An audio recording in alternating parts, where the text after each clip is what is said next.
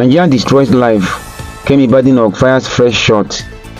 Taiwo Oyedele, tax bills will be passed in first quarter. Implementation to commence in July. Tanker explosion. Bago bans heavy-duty trucks from plying one-way route. Summary of the news.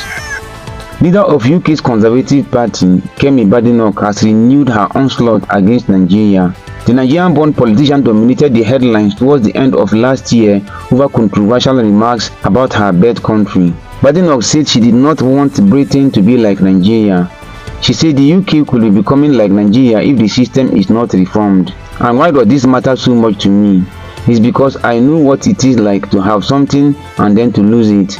I don't want Britain to lose what it has. I grew up in a poor country and watched my relatively wealthy family become poorer and poorer despite working harder and harder as their money disappeared with inflation. I came back to the UK age 16 with my father's last £100 in the hope of a better life.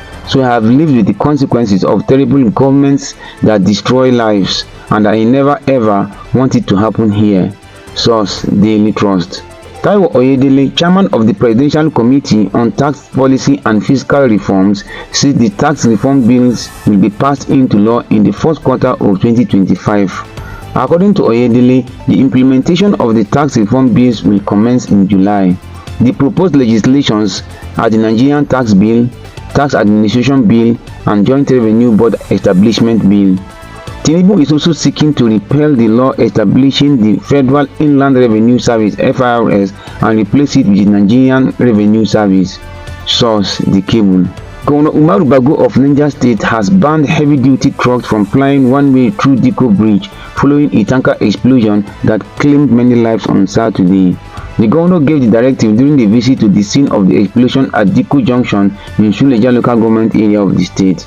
He described the incident as pathetic while expressing sadness over the loss of lives. Bago decried the recklessness of some drivers, just as he directed that vehicles coming from the Maji axis should not pass through Diko Bridge. He said that the vehicles should instead follow the route under the bridge and take a U-turn. The governor called on the sector commander of the Federal Road Safety Corps (FRSC) to establish a detachment in the area to enforce the directive. Source: Vanguard newspaper. Follow for more. January 19th, 2025.